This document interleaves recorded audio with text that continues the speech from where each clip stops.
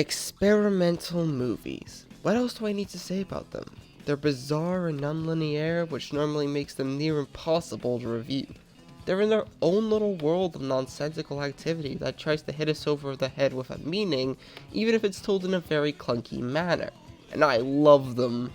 In fact, back when I first made Wolf of Potter over 4.5 years ago, Jesus Christ, this exact thing was what I was going to originally focus on. But instead I had to settle for Jeff Dunham besides himself. Yes, that's really how I got my start. I spelled review wrong! I'm a horrible human being! Why did I mention this? Because I'm ready to crap on another popular movie. And it's starting to get really sore. Yep, today we're looking at Skinamarink, the latest in both experimental and analog horror that somehow got really popular off of the talk.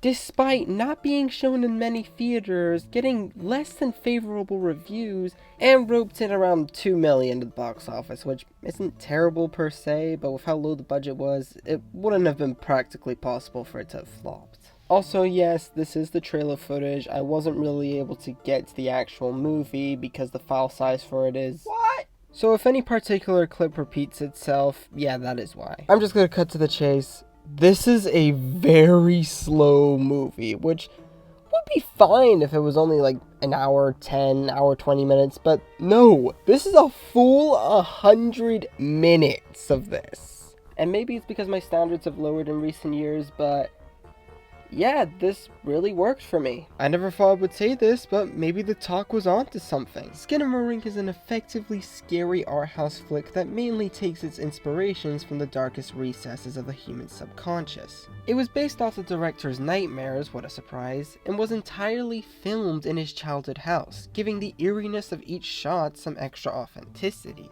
Oh yeah, and for a first-time director, Jesus is the editing really good in this. Each shot has you actively scanning the frame to see if something is lurking in the darkness, which makes it even scarier when you had no clue that you were looking at it the whole time. The whole thing is framed like a never-ending nightmare. There's this one shot of all the toys glued to the roof by the ambiguous creature that goes on for nearly 2 minutes, with each fade pulling away from the shot in a seamlessly endless hallway. It's hands down my favorite shot of the year so far. And lastly, sure, this would have easily been yet another YouTube release, but you gotta commemorate the director and Shudder for even managing to release this to a wider movie-going audience at all.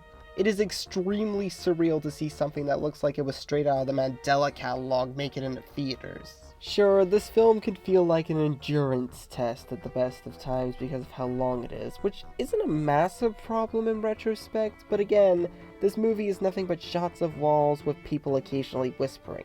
You're gonna feel a little bored at some point.